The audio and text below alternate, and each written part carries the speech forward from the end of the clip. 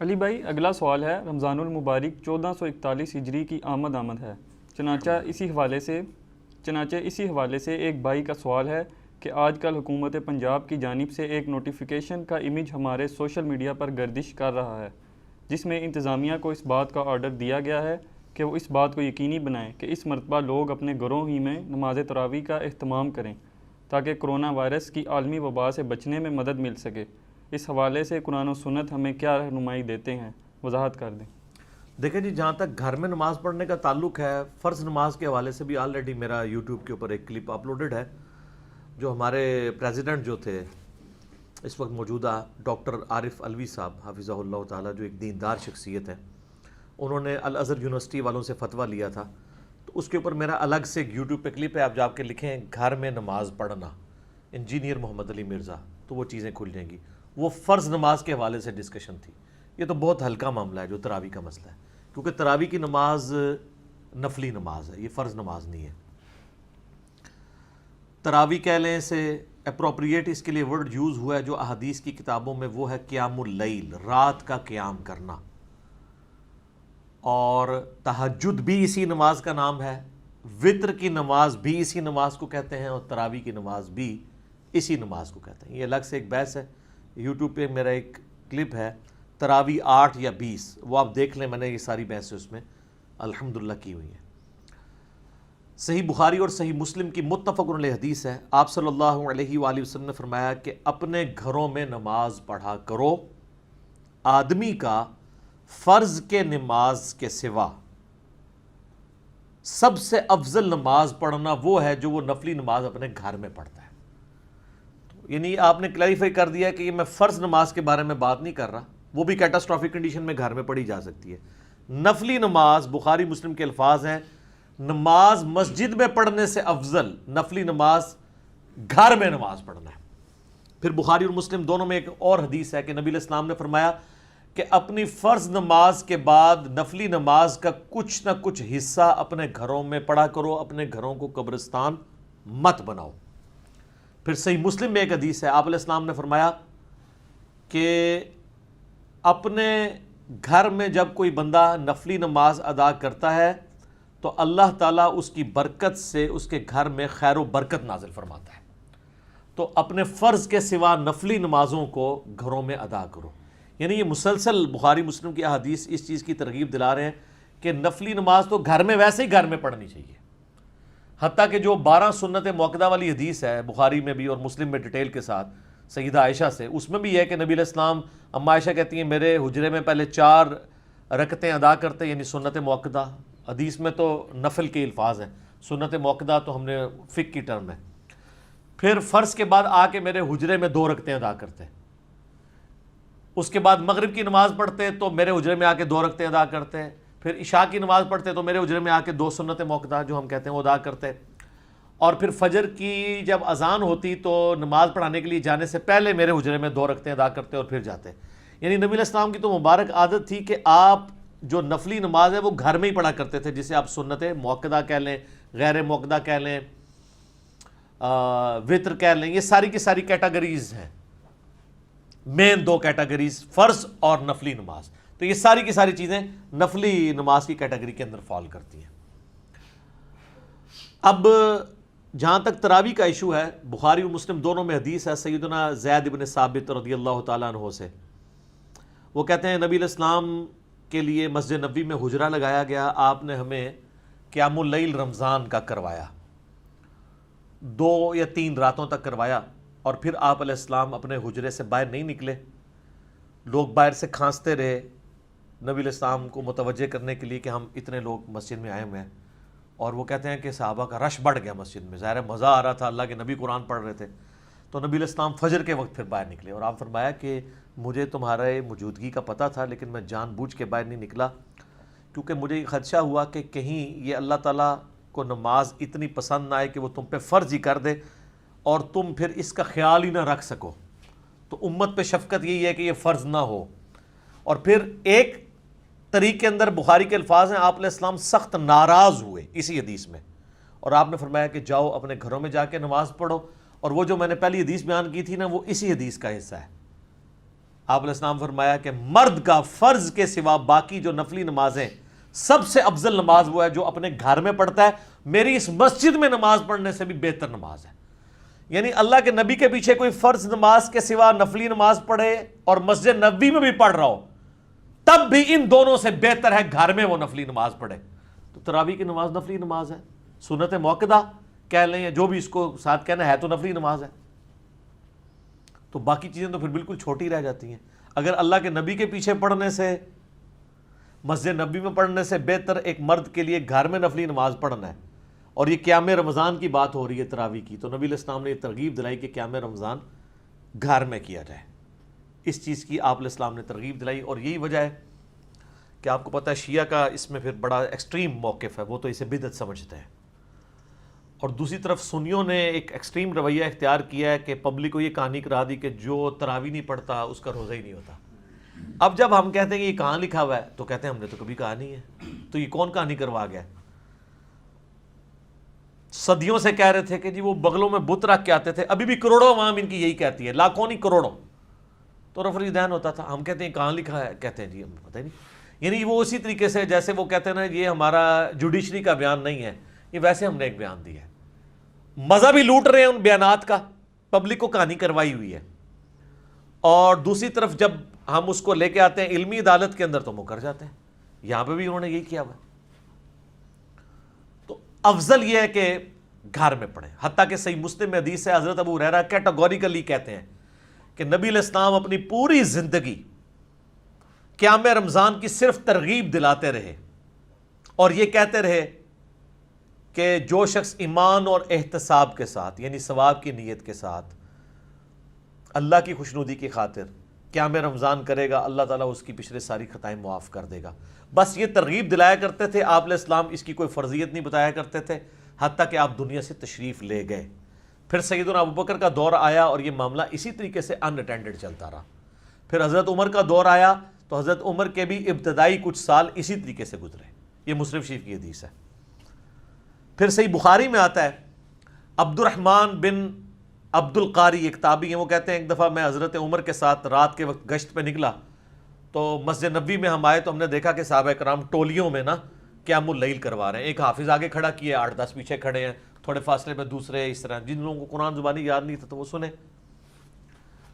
تو حضرت عمر نے کہا کہ کیا یہ اچھا ہو کہ اگر میں ان کے لیے ایک امام مقرر کر دوں بجائے یہ ٹولیوں میں پڑھنے کے ایک امام کے پیچھے پڑھ لیں.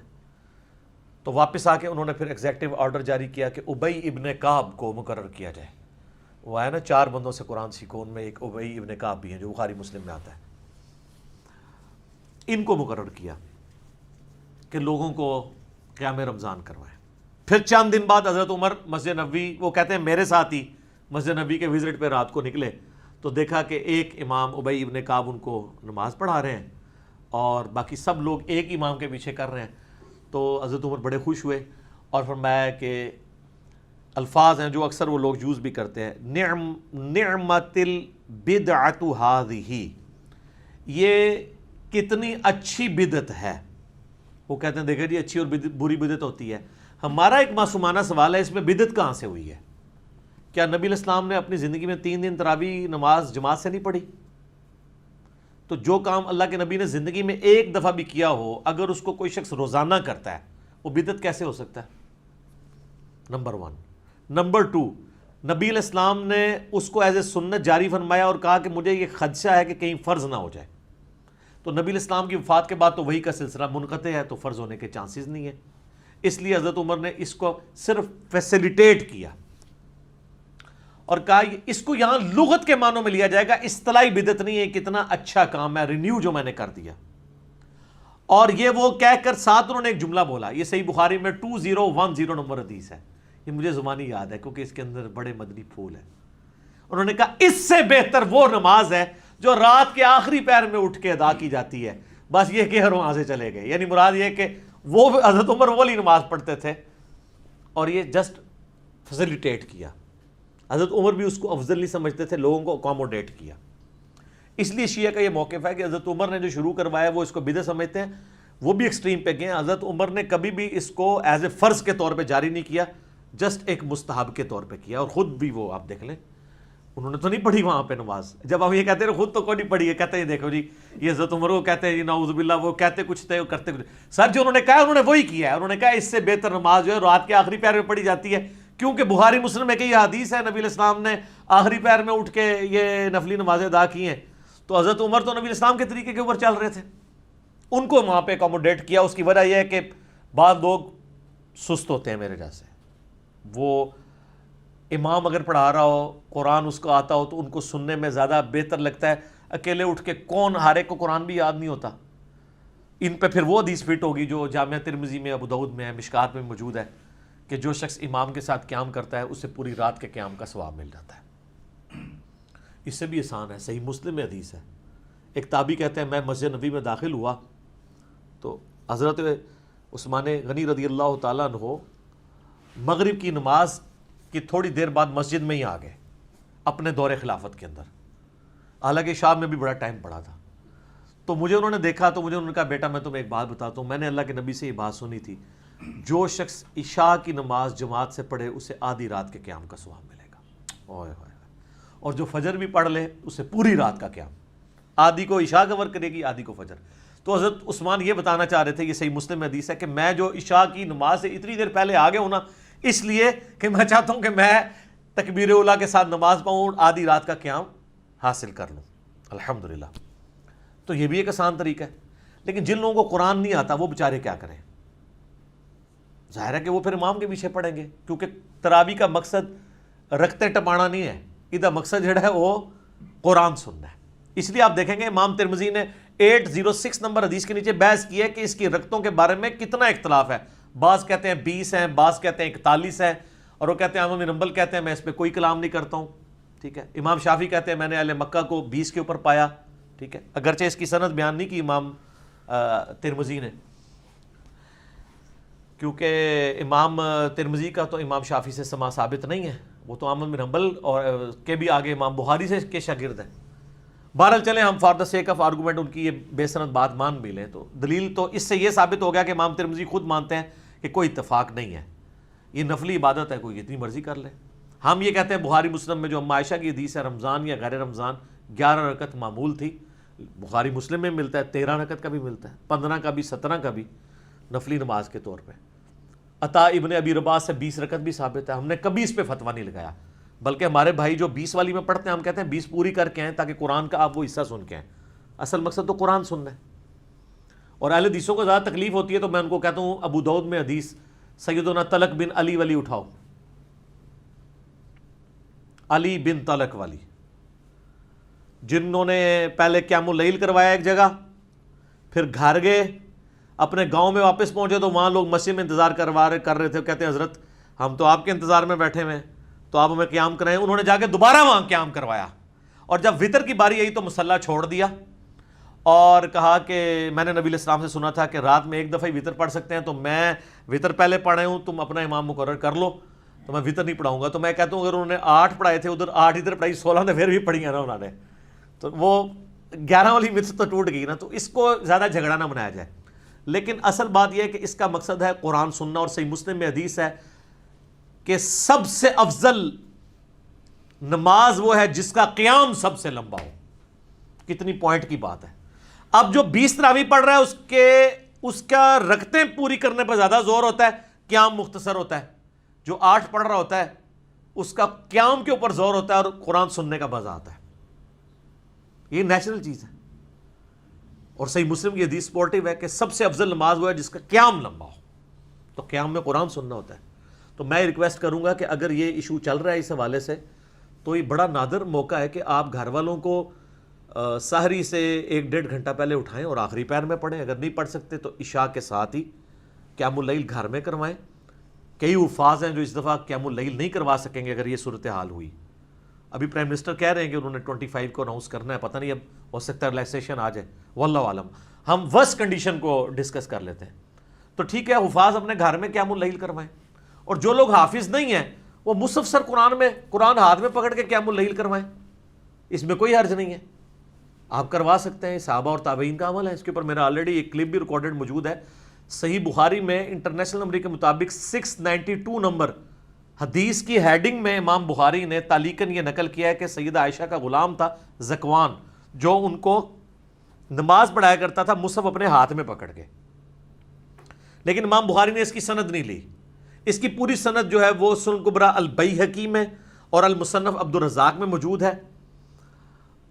اس کے اندر موجود ہے کہ وہ رمضان کا قیام کروایا کرتا تھا اور پوری سند کے ساتھ ہے. تو اس سے ثابت ہوا کہ امام مصحف پکڑ کے بھی قیام کروا سکتا ہے. اچھا، ایک دوسری صورت ہے جو آتی ہے مصنف ابن ابی شیبہ میں کہ انس ابن مالک رضی اللہ تعالیٰ عنہ اپنے شاگردوں کو امامت پہ فائز کرتے اور خود پیچھے مصحف اٹھا کے ان کی سماعت کیا کرتے تھے، ان کی غلطیاں ہائی لائٹ کرتے تھے. یعنی سامع بھی مصحف اٹھا سکتا ہے، لیکن ہر بندہ نہ سامع بڑھا کرے. یہ بڑا طریقہ ہوتا ہے لکمہ دینے کا. ہر بندے کو نہیں ہے کہ بعض اوقات وہ متشابہ آیات آتی ہیں، خام خام لکمہ دے دیں گے، کنفیوز ہو جاتا ہے. وہ قاری ایک دو آیات آگے جا کے اس کو خود اندازہ ہو جاتا ہے، وہ واپس آ جاتا ہے. جو ایکسپرٹ لوگ ہیں وہی صرف لکمہ دیں، ادروائز وہ قاری پھر کنفیوز ہو جاتا ہے. اور آپ دیکھتے ہیں کہ جگہ لڑائی بھی ہو جاتی ہے. اور ویسے اب قاریوں کے لیے چھلانگیں مارنا بھی مشکل ہو گیا. پہلے جب ہم چھوٹے چھوٹے تھے، قاری بڑی بڑی 2-3 رکوعوں کی چھلانگیں مار دیتے تھے. جو کمزور ہوتا تھا نکل جاتے تھے پیچھے، کوئی سامنے کے ساتھ ملا ہوتا تھا. اب ہر بندے نے وہ ٹچ سکرین موبائل اٹھایا ہوتا ہے، تو میرے نزدیک وہ بھی جائز ہے. ظاہر ہے مصحف کے ایکویلنٹ ہے، بلکہ اس سے بہتر ہے. مصحف کے لیے تو وہ مصنف ابن ابی شیبہ میں آتا ہے کہ وہ تابعین نے آگے پھٹے اور ڈیسک رکھے ہوتے تھے، جب سجدے میں جانے رکھتے تھے اس کے اوپر وہ رکھتے تھے تاکہ اس کو زمین پہ نہ رکھیں. اس کا ادب ہے نا. تو موبائل کے لیے تو یہ مسئلہ ہی نہیں ہے، وہ آپ اسی طریقے سے اس کو جیب میں ڈال لیں گے. لیکن ایئر فلائٹ موڈ اے نہ تسی اپنے میسیج بھی چیک کرتے رہو، ایک کام نہیں ہونا چاہیے. ایئر فلائٹ موڈ میں رکھیں، اور اس میں آپ، اور بہتر ہے کہ آپ ترجمہ بھی ساتھ پیرلل میں کھول لیں تاکہ آپ پیرلل میں اپنا ترجمہ بھی کور کریں. آپ کا پورے کا پورا قرآن کور ہو جائے گا. کتنی بڑی یہ نعمت ہے. اور اس میں فرض نماز یا نفلی نماز کی کوئی تخصیص نہیں ہے. اپنی اصل میں یہ چیز ثابت ہو گئی ہے، کیونکہ صحیح مسلم میں آتا ہے کہ نبی صلی اللہ علیہ وآلہ وسلم، صحابہ کرام کہتے ہیں کہ ہمیں نماز پڑھایا کرتے تھے، اور جب اللہ تعالیٰ کی رحمت کی آیات آتی تو وہ قرآن کی قرات روک کے اللہ سے دعائیں کیا کرتے تھے، رحمت کی، جنت کا سوال کرتے تھے. یہ فرض نماز کے لیے صحیح مسلم میں. اور جب جو ہے وہ عذاب کی آیات آتی تو آپ ادھر ہی قرات روک کے اللہ تعالیٰ سے عذاب جہنم کے اگینسٹ پناہ مانگا کرتے تھے. تو اس میں فرض و نفل کی کوئی تخصیص نہیں ہے، اپنی اصل میں چیز ثابت ہے کہ آپ اس طریقے سے دیکھیں کتنی کنسنٹریشن ہے. آپ کو تراویح پڑھنا آسان ہو جائے گا. ادروائز آپ کو تو کوئی انٹرسٹ نہیں ہے سوائے طرز کے، بس ٹون کے ساتھ لوگ چل رہے ہوتے ہیں. اور بعض تو اس میں ہوتے ہیں کہ بس یعلمون تعلمون سمجھ جائے، 20 منٹ میں 20 تراویحیں ختم ہو جائیں، حالانکہ اس کا مقصد تو قرآن سننا ہے. میرے خیال میں ایٹ لیسٹ تراویحوں میں 2 گھنٹہ چاہیے ہوتا ہے اگر آپ نے مصحف کا اتنا حصہ پڑھنا ہے کہ آپ ایک رمضان میں پورا قرآن مکمل کریں. اور آپ دیکھ لیں اہل حدیث کتنے آرام سے پڑھتے ہیں، عموماً 2 گھنٹے ان کے لگتے ہیں 8 تراویح میں. تو حنفی تو 2 دفعہ 20 پڑھ کے چلے جائیں تو اتنے وقت میں جا سکتے ہیں. ٹھیک ہے، تو وہ مقصد نہیں ہے نا. تو اہل حدیث کے یہاں آپ کو پتہ قرات کا بھی شوق بھی ہے، پھر پڑھتے بھی سکون کے ساتھ ہیں، کچھ چھلانگیں بھی نہیں ہوتی ہیں. اور ہر دوسرے بندے نے موبائل اور مصحف، آپ حرمین میں بھی دیکھ لیں لوگوں نے مصحف اٹھائے ہوتے ہیں، وہ قاری غلطی کر ہی نہیں سکتا، فوراً پکڑا جائے گا، ڈنڈی مار ہی نہیں سکتا. تو یہ ایک بہت بڑی نعمت ہے، اس کو یوٹیلائز کریں. میں تو کہتا ہوں یہ موقع آیا ہے کہ اپنے گھر میں آپ قیام اللیل کروائیں، ڈیسک رکھیں سامنے، مصحف ہاتھ میں اٹھائیں یا موبائل میں آپ یہ قیام اللیل کروانا شروع کریں. اور پیچھے والے جو ہیں وہ بھی بے شک لے کے کھڑے ہو جائیں، ساتھ ترجمے والا قرآن ہو تو زیادہ بہتر ہے تاکہ آپ کو پتہ چلے کہ کیا پڑھا جا رہا ہے، آپ بڑا انجوائے کریں گے اس کو. تو میں تو کہتا ہوں اس موقع کو غنیمت جانیں اور اس کی اصل کو سپورٹیو وہ حدیث بھی ہے، بخاری مسلم دونوں میں حدیث ہے کہ نبی علیہ السلام اپنی نواسی امامہ بنت ابی العاص کو اپنی گود میں اٹھا کے، صحابہ کرام کہتے ہیں میں فرض نماز کی امامت کروایا کرتے تھے. جب آپ رکوع اور سجدے میں جانے لگتے تو اس بچی کو سائڈ پہ بٹھا دیتے، جب آپ قیام میں آتے دوبارہ اٹھا کے گود میں اٹھا لیتے. اور سنن نسائی میں اور مسند احمد میں تو سیدنا حسن حسین کے بارے میں کہ نبی علیہ السلام ان کو اٹھاتے تھے، کندھے پہ سوار ہوتے تھے، نماز پڑھ رہے ہوتے تھے، جب آپ رکوع میں جانے لگتے اٹھا کے سائڈ پہ رکھتے، جب سجدے میں جاتے وہ پھر چڑھ جاتے اوپر، پھر آپ علیہ السلام سجدہ لمبا کر دیتے، اور جب آپ 2 سجدوں کے درمیان بیٹھتے اٹھنے لگتے تو یوں پکڑ کے سائڈ پہ کرواتے. بعد میں صحابہ کرام نے کہا یا رسول اللہ گھر چھوڑ آتے ہیں، تو آپ کہتے نہیں ٹھیک ہے. تو یہ اصل موجود ہے کہ اگر بچوں کو، نواسوں کو اٹھا کے آپ فرض نماز پڑھا سکتے ہیں تو سر مصحف اٹھا کے کیوں نہیں؟ یہ اس کی اصل ہے. یہ اس لیے کہ یہ احادیث کے اندر ہے. تو انہوں نے فقہ حنفی میں در مختار میں لکھا ہے کہ آپ کتا اٹھا کے، اگر سر لکھا ہوا ہے برا نہ منائیو, کتا اٹھا کے وہ کہتے ہیں اگر آپ نماز پڑھیں تو آپ کی نماز درست ہے, لیکن اگر آپ بچے کو اٹھا کے نماز پڑھیں تو نماز درست نہیں ہے, کیونکہ وہ حدیث میں ہے اور ہم نے ہر کام حدیث کے الٹ کرنا ہے. لیکن انہوں نے لکھا ہے اس میں ایک وہ لکھا ہوتا ہے نا فائدہ فے ڈال کے, ٹھیک ہے, بعض لوگ وہ لکھتے ہیں نا ایک مدنی پھول بھی ساتھ انہوں نے لکھا ہے کہ بہتر یہ کہ جب آپ کتا اٹھا کے نماز پڑھنے لگے تو اس کا منہ باندھ دیں, کیونکہ کتے کی تھوک ناپاک ہوتی ہے, کہیں وہ زبان ہی نہ مار دے آپ کو. ایڈی کڑی ضرورت ہے کہ کتا چک کے نماز پڑھنی ہے, سائڈ دے مارو کتا بھائی, کتے کو باندھ دیں وہ ٹاؤں ٹاؤں بھی کرتا رہے, انہوں نے کڑی تکلیف ہے, مسئلہ ہوتا ہے بچے کا. اور جناب بخاری مسلم میں حدیث ہے, نبی علیہ السلام فرماتے ہیں کہ بعض اوقات میرا دل کر رہا ہوتا ہے میں لمبی قرات کروں, لیکن میں کسی بچے کے رونے کی آواز سنتا ہوں تو میں اپنی قرات مختصر کر دیتا ہوں کہ اس کی ماں کے دل پہ کیا گزر رہی ہوگی. یہ بخاری مسلم دونوں میں حدیث ہے. تو بچے کی تو پھر بھی امپورٹنس ہے, کتے کو اٹھا کے نماز, اور کہتے ہیں کتے کو اٹھا کے پڑھیں تو ہو جائے گی, بچے کو اٹھا کے پڑھیں گے تو نہیں ہوگی, اس لیے کہ بخاری مسلم میں لکھا ہے وہ بابوں نے بتایا. تو سر اس لیے تو ہم کہتے ہیں کہ مرنے سے پہلے اے مسلمان کر لے اس پہ غور, کتابوں کا خدا اور ہے, بابوں کا خدا اور, کتابوں کا جہاں اور ہے اور بابوں کا وکھرا جہاں اور. ٹھیک ہے, اس کا ایک اپنا وکھرا جہاں ہوتا ہے, اس کا اپنا ہی ایک جہاں ہوتا ہے, یہ وہ ہے جہاں جناب. تو یہ موقع کو غنیمت جانیں, اور میں یہ تو کہوں گا یہ قیام اللیل بہت بڑا موقع ہے اس وقت کہ آپ گھروں میں قیام اللیل کروائیں.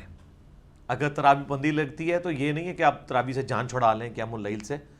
قرآن, اور ویسے تو پورا سال ہی قیام اللیل ہونا چاہیے. ابھی بھی کئی قاری حضرات ہیں جو یعنی جو جہری نمازیں ہیں ان میں پورا قرآن کور کرتے ہیں, ایٹ لیسٹ فجر میں وہ کرتے ہیں, اس لیے کہ وہ چاہتے ہیں کہ ہمیں سال تک پورے یعنی اگلے رمضان آنے تک قرآن یاد بھی رہے. سال بعد کھولیں گے تو کئی ایک آیات پھر بھول بھی جاتی ہیں, تو اس میں آسان طریقہ یہ ہے کہ آپ کنٹینیوس اس کو کور کرتے رہیں. تو میں سمجھتا ہوں اگر گورنمنٹ نے اس طرح کی کوئی بندی لگائی ہے تو اس میں کوئی ایسا مسئلہ نہیں ہے, آپ اس کو یوٹیلائز کریں اور اس کو ایک اپرچونٹی سمجھیں قرآن کو گو تھرو کرنے کی. تو گھروں میں تراویح کا اہتمام کریں, مسجد میں اگر نہ بھی ہوئی گھروں میں جماعت کے ساتھ کریں, خصوصاً جو بچے حافظ ہیں. لیکن وہی کوارنٹین میں ہی رہتے ہوئے یہ نہیں ہے کہ ایک بچہ دوسرے گھر میں جائے پھر ایشو اپنی جگہ رہے گا, اپنے اپنے گھروں میں رہے. دیکھ کے تو ہم قرآن پڑھ ہی سکتے ہیں نا.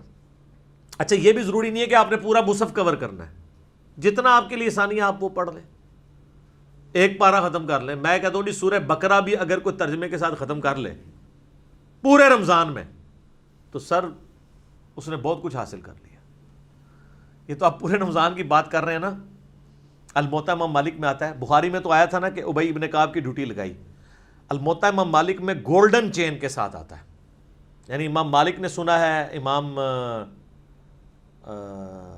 نافع سے اور عبداللہ بن عمر سے, اور ایک اور گولڈن چین, یہ تو خیر حدیث دوسری تھی, یہ جو حدیث میں بیان کرنے لگا ہوں اس میں بھی جو سائب بن یزید جو ہیں صحابی ہیں, اور ان کا پوتا جو ہے نا وہ ان سے سماعت کرتا ہے اپنے دادے سے, اور اس سے امام مالک نے سنا ہے. بہترین گولڈن چین ہے کہ تمیم داری اور ابی ابن کعب کو حضرت عمر نے ڈیوٹی لگائی کہ 11 رکعتیں رمضان میں پڑھائیں, اور اتنی لمبی قرات ہوتی تھی کہ صحابہ کہتے ہیں ہم ختم سیری جب یعنی سیری کا جو ختم سیری کا وقت ہونے والا ہوتا تھا اس وقت کے قریب کہیں جا کے فارغ ہوتے تھے, اور بعض اوقات لوگ تھک جاتے ہیں تو لاٹھیوں کے سہارے قیام اللیل کرتے تھے, یعنی سیری کا بھی وقت بڑا تھوڑا ملتا تھا. یہ الموطا امام مالک میں ہے, اور یہ ایسی چیز ہے جو ان کے گلے کی ہڈی ہے کہ جو ہم کہتے ہیں, یہ کہتے ہیں حضرت عمر نے 20 شروع کرائی ہیں, تو الموطا امام مالک جو روئے عرض پہ سب سے پہلے حدیث کی کتاب ہے اس میں تو لکھا ہے حضرت عمر نے 11 رکعت شروع کروائی ہے. وہ کہتے ہیں جی 11 بھی تھی لیکن وہ 20 والی بھی آگے ایک روایت ہے, وہ روایتی منقطع ہے. یزید بن رمان نے تو حضرت عمر کا زمانہ ہی نہیں پایا. پھر بھی ہم کہتے ہیں آپ نے کرنا چاہتے ہیں آپ ضرور کریں, لیکن ایک غریب تو بدتمیز نہ بنو, پلے شاید کوئی نہیں ہے. بخاری کہہ رہی ہے ابی ابن کعب کی ڈیوٹی ہے الموطا امام مالک میں. امام مالک نے ترتیب سے حدیث لی ہے, پہلے تو وہ بخاری والی حدیث ہی ہے لیکن امام بخاری سے پہلے لی انہوں نے حدیث, تو کتاب پہلے لکھی گئی کہ ابی ابن کعب کی ڈیوٹی لگی, وہی عبد الرحمن بن عبد القاری والی حدیث جو حضرت عمر ڈیوٹی لگا کے تو چلے گئے وہاں سے. اور ابی ابن کعب کا لکھا کہ انہوں نے 11 رکعت پڑھائی, اور اس میں الفاظ ہیں کہ امام 8 یعنی جب تراویح کی رکعت میں یعنی 11 رکعت پڑھایا کرتے تھے, اور سورۃ البقرہ امام جب 12 رکعتوں میں ختم کرتا تھا نا تو ہم اس وقت ریلیکس کیا کرتے تھے کہ یار 8 سکون ہے, ادروائز وہ ظاہر 8 رکعتوں میں کرتا تھا. 12 اس طرح بن گئی نا کہ 8 قیام اللیل کی ہو گئی, اور وطر کی 2 رکھتے ہیں 10 اور 2 عشاء کے فرضوں کی جاری رکھتے ہیں، تو یہ 12 رکھتے ہیں اس طرح پوری ہو جاتی ہیں. تو لہٰذا اہل حدیث جو اکثر لوگ اعتراض کرتے ہیں نا کہ اہل حدیث عشاء کے فرضوں میں کیوں قیام اللیل شروع کروا دیتے ہیں، تو یہ جائز ہے. الموطا مالک میں سپورٹیو اس کو حدیث موجود ہے. تو صحابہ کرام تو جناب روزانہ سورہ بقرہ کے برابر پڑھتے تھے. تو سورہ بقرہ کتنے پڑھتا ہے؟ 2.5 پاڑے پڑھتے تھے.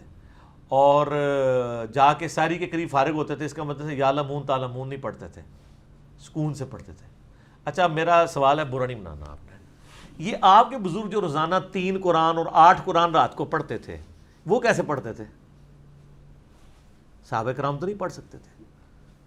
صحیح مسلم میں حدیث ہے، نبی علیہ السلام فرمایا تم میں سے کس کی استطاعت ہے کہ 1/3 قرآن روزانہ رات میں پڑھے؟ صحابہ نے کہا کہ یا رسول اللہ اتنی استطاعت کس میں ہو سکتی ہے؟ جن کا وکھرا جہاں ہو وہی کر سکتے ہیں. تو حضور نے فرمایا کہ سورہ اخلاص پڑھ لو 1/3 قرآن کے برابر ہے. اگر یہ اپنے بابوں کے لیے کہنا کہ 24 ٹائمز وہ سورہ اخلاص پڑھتے تھے، اس سے مراد 8 قرآن تو ہم مان لیں گے. بلکہ ترمذی میں تو حدیث ہے جس نے 3 دن سے کم میں قرآن پڑھا اس نے قرآن کے فہم کا حق ہی نہیں ادا کیا. اور یہ ان کو کہا جا رہا ہے جن کو عربی آتی تھی. جنہوں عربی آندی ہی نہیں ہے وہ اگر روزانہ 61 قرآن 3 قرآن 8 قرآن، وہ کہتے ہیں جی امام حنیفہ 61 قرآن پڑھتے تھے. 61 کس طرح؟ وہ کہتے ہیں جناب 1 قرآن جو ہے نا دن میں پڑھتے تھے اور 1 رات میں. کتنے ہو گئے؟ 60 30 روزے ہوئے. اور 1 تراویح بھی پڑھتے سب 61 ہو گئے. اور یہ عمومی عمل تھا ان کا، کیونکہ 29 بھی روزے ہوتے تھے. جب 29 ہوتے ہوں گے تو پھر 2 قرآن کام ہو جاتے ہوں گے نا، 59. مطلب کہانی ہے لیکن اس کو ڈسکس کرنے میں تو مسئلہ نہیں ہے. جو مرضی کہانی کراتے رہیں جی، آپ جو مرضی لوگوں کو بتائیں. بہرحال یہ تراویح قیام اللیل گھر میں کروا سکتے ہیں، اور بلکہ یہ افضل ہے کہ گھر میں کیا جائے. اب کچھ تلک باتیں سے ریلیٹڈ ہیں، میں وہ اشارتاً کر دیتا ہوں کہ یہ اگر یہ افضل تھی اور یہ کتابوں میں لکھی ہوئی تھی تو یہ آپ کو کیوں نہیں بتائی گئی؟ اس لیے کہ یہاں پر پوری اکانومی اس سسٹم کے اوپر چل رہی ہے. کیونکہ اگر مسجد میں قیام اللیل کروانا ہے تو اس کے لیے آپ کو حفاظ چاہیے. حفاظ پروڈیوس کرنے کے لیے آپ کو مدرسے چاہیے. اور ظاہر ہے جب مدرسے بنیں گے تو مدرسے جو وہ کسی انکم کے اوپر ہی چلیں گے نا، تو ایک چندہ بک بھی چاہیے. اور پھر حال یہ ہوگا الٹیمیٹلی کہ وہ چندوں کے نام پہ حافظ تو شاید 10 نکل رہے ہوں لیکن 10,000 حفاظ کے برابر چندہ. یہ پورے کا پورا روٹی روزی کا نظام جو ہے نا وہ اسی سسٹم سے تحت چل رہا ہے.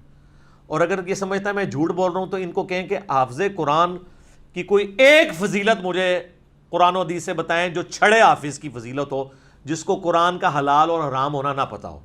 جتنی حافظ قرآن کے فضائل ہیں وہ تو اس کے حلال کو حلال اور حرام کو حرام جاننے والی. ابو داؤد میں حدیث ہے، مسند احمد کے اندر حدیثیں ہیں، المستدرک الحاکم میں کئی حدیثیں موجود ہیں. تو آپ تو طوطے بنا کے نکال رہے ہیں، ان کو تو پتہ ہی نہیں قرآن میں لکھا کیا ہوا ہے. یہ تو وہ لوگ ہیں کہ یہ عذاب کی آیات پڑھیں تو عوام کہتی ہے سبحان اللہ، اور وہ خود بھی جب ادھر آ کے عوام میں بیٹھے ہوتے ہیں وہ بھی سبحان اللہ کہہ رہے ہوتے ہیں. وَلِعَوْذُ بِاللَّهِ تعالیٰ تو نہیں پڑھیں گے، اللہم اجرنا من النار تو نہیں پڑھیں گے، ان کو پتہ ہی نہیں ہے. بلکہ مجھے اگلے دن وہ جو زائد بھائی ہیں نا اسلام 360 والے، انہوں نے مجھے فون پہ کہا کہ اس طرح ہمارے ایک قریبی دوست ہیں، تو انہوں نے باقاعدہ علماء کرام سے میٹنگ کی. کہتے ہیں وہ آپ کے لیکچرز کی وجہ سے انورٹڈ قوما میں گمراہ ہوئے اور کراچی کے اندر. تو کافی علماء کے پاس وہ گئے، انہوں نے کہا کہ جی میری ریکویسٹ ہے، میں آپ کو فائنانس تو کرتا ہوں، وہ کئی مدرسوں کو سپورٹ کرتے ہیں فائنینشلی، تو مہربانی کریں آپ نا صرف یہ چیز ایڈ کر لیں کہ حافظ قرآن کو اس وقت تک حفظ کی ڈگری نہیں دی جائے گی جب تک کہ وہ ترجمہ نہ ایک دفعہ کور کر لے. ایڈی سادی گل ہے سرکار، کوئی بھی عالم تیار نہیں ہوا اس کے لیے. اچھا کرتے ہیں دیکھ لیتے ہیں. میں نے کہا یار میں مان نہیں سکتا وہ یہ بھی کہیں، وہ تو سیدھے ہو جائیں گے آپ کے ساتھ. کہتے نہیں کچھ سیدھے بھی ہوئے ہیں، انہوں نے کہا یہ کام نہیں کرنا، یہ غلط ہے. تو میں نے کہا وہ جو دوسرے بھی کہہ رہے تھے نا وہ شرم و شرمی کہہ رہے ہیں، اندر سے وہ بھی گالیاں نکال رہے تھے. وہ تو نہیں اس چیز کو حرام سمجھتے ہیں کیونکہ ان کو پتہ ہے کہ ترجمہ آ گیا تو پھر تو یہ ہمارے گھاٹے فٹ ہو جائیں گے. تو ایسے حافظوں کے اوپر اگر امیدیں لگائی ہیں نا ان کے ماں باپ نے کہ جی وہ ابو داؤد اور حاکم کی روایت ہے کہ ان کے ماں باپ کو ایک ایسا تاج بنایا جائے گا جو سورج کی روشنی بھی باندھ پڑ جائے گی، تو اس میں آگے الفاظ ہیں کہ جس نے قرآن کے حلال کو حلال اور حرام کو حرام جانا اور اس کے مطابق عمل کیا وہ صاحب قرآن بھی ہوا، اس کے لیے فضیلت ہے. وہ کہتا ہے جی لے جائے گا جی 7 بندیاں کتنے کتنے لے جائے گا؟ 7 سب تو پہلے تو اپنے استاد نو لے کے جائے گا نا جنہیں بغیر ترجمے اور تفسیر دے انہوں قرآن پڑھایا سی، جتنے بھی لے کے جانا سی. تو انہوں پتا ہے جو اس تو بغیر ہوئے گا تو کتنے جا رہا ہوئے گا. اس لیے آپ دیکھتے ہیں کہ حافظ جتنے بن کے نکلتے ہیں نا، یقین کریں ان کے جب آپ دنیا میں کرتوت دیکھتے ہیں تو شیطان بھی پناہ مانگتا ہے. عام بندہ اڈا بڑا شیطان نہیں بنتا جتنا حافظ بنتا ہے. یہ آپ نے اکثر سنا ہے. بلکہ کئی جو گنڈے ڈان ہوتے ہیں نا ان کے ساتھ باقاعدہ بولے جاتے ہیں یار وہ حافظ بھی ہے، اور تاکہ دوسرے ڈان چھوٹے موٹے ڈر جان کے اچھا یار حافظ بھی ہے. اس کی وجہ ہے نیچرل وجہ یہ ہے کہ شیطان ان پہ زیادہ اٹیک کرتا ہے نا، اس میں چانس ہوتے ہیں کہ وہ کبھی ترجمے سے کھول کے پڑھ ہی لے. بل میں نے اپنی زندگی میں یعنی اگر انسانوں میں شیاطین دیکھے ہیں نا، عام لوگ اور جو حافظ بگڑے ہوئے ہیں، سر توبہ توبہ توبہ کرو. آپ دیکھ لیں مولویوں کے بچے جب بگڑتے ہیں نا سر، بدماشوں کے بچے اس لیول پہ نہیں جاتے ہیں جس لیول پہ وہ جاتے ہیں. وہ جناب اگلی پچھلی ساری کسریں کٹ دینے، کیونکہ حافظوں کا تو کئی معاملات میں بڑی چھوٹی عمر میں مدرسوں میں ایکسپوئر ہو جاتا ہے. یعنی میں کوڈ ورڈ میں بات کر رہا ہوں، پھر یہ برا مانتے ہیں. تو اس لیے وہ تو بڑی ایک مشکل لائف سے گزرے ہوتے ہیں. پھر اللہ معافی دے جب باہر نکلتے ہیں تو وہ پھر سارے اگلے پچھلے بدلے نکالتے ہیں. تو جی مختصر یہ ہے کہ جناب اس موقع کو غنیمت جانے. اس دفعہ تراویاں پڑھو، اور من امید ہے کہ اس دفعہ تم سمجھ کے پڑھو گے تو اہلیاں تراویاں تھوڑی قبول ہوں گی انشاءاللہ تعالی، انشاءاللہ. ٹھیک ہو گیا جی.